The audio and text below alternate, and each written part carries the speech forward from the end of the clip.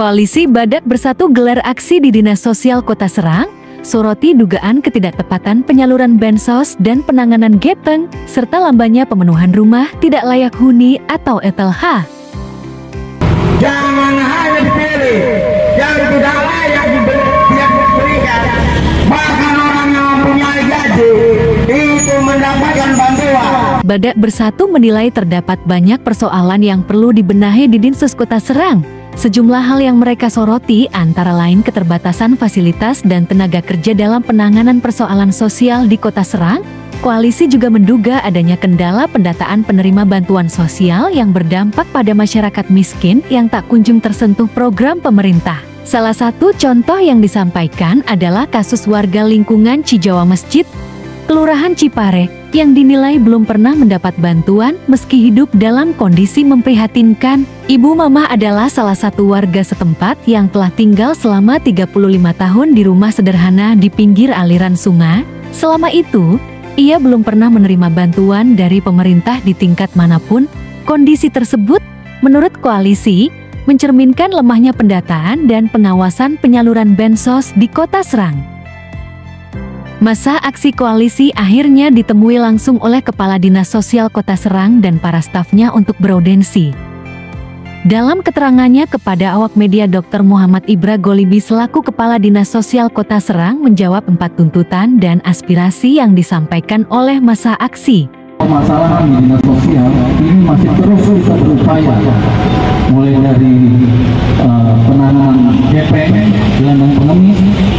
Ini kami terus mengawal langsung ke jalanan. Tiap Jumat kami, tiap hari Jumat atau hari-hari biasa kami keliling Pak ke lampu-lampu merah untuk melakukan penjangkauan. Mengiyakan, betul apa ya? Untuk pemberian data. Nah, tapi untuk stikerisasi kita perlu proses semuanya itu. Pengadaan stikerisasi ya, nggak mungkin selesai satu ruangan. Ada berapa ribu yang akan kita tempelkan, itu butuh waktu dan proses. Tapi untuk data kami siap, dan ini kan menjadi masukan dari kami, masukan dari bapak-bapak untuk proses stikerisasi ini bisa diprogramkan untuk kegiatan berikutnya. Masih menurut Muhammad Ibra Golibi, kami tidak memiliki anggaran untuk beberapa bentuk pendampingan, sehingga kami meminta bantuan ke provinsi. Setiap Jumat kami turun ke lapangan untuk pendataan, penjagaan, dan edukasi terkait penanganan anak jalanan.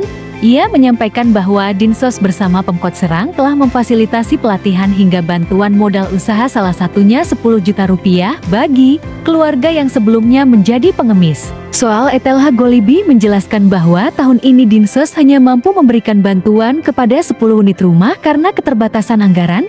Ia juga menegaskan bahwa bantuan RTLH wajib memenuhi regulasi, termasuk kepemilikan lahan yang sah. Kendala yang menjadi alasan sebagian warga, seperti di kasus Ibu Mamah pungkasnya. Mubazir dong Pak, kasihan orang yang tidak mampu, yang tidak pernah menerima bantuan. Dalam aksi tersebut, koalisi menyampaikan 4 tuntutan utama, yaitu mendesak Kepala Dinsos Kota Serang turun langsung meninjau dugaan permasalahan, bukan hanya mengandalkan laporan bawahan, mendesak Kepala Dinsos mundur apabila dugaan yang disampaikan koalisi terbukti benar. Mendesak Kepala Dinsos mundur apabila dugaan yang disampaikan koalisi terbukti benar. Mendesak Wali Kota Serang mencopot Kepala Dinsos bila temuan lapangan menunjukkan adanya pelanggaran. Meminta aparat penegak hukum HPH melakukan penyelidikan terhadap dugaan penyimpangan dan menindak tegas jika ditemukan pelanggaran hukum. Di akhir wawancara, Muhammad Ibra Golibi pun menyampaikan bahwa kami terbuka untuk siapapun, tidak ada istilah kedekatan atau pilih kasih. Semua warga yang memenuhi syarat akan kami fasilitasi dan membuka kolaborasi dengan semua pihak, bahwa penanganan gepeng dan permasalahan sosial tidak bisa dilakukan Dinsos seorang diri. Kolaborasi dengan masyarakat, organisasi, serta pihak swasta mutlak diperlukan. Kami berterima kasih atas masukan dari teman-teman LSM. Ini menjadi bahan evaluasi bagi kami, tutupnya kepada awak media. Demikian Agus Purwa, reporter Kilometer 78 menyampaikan dari Kota Serang, Banten.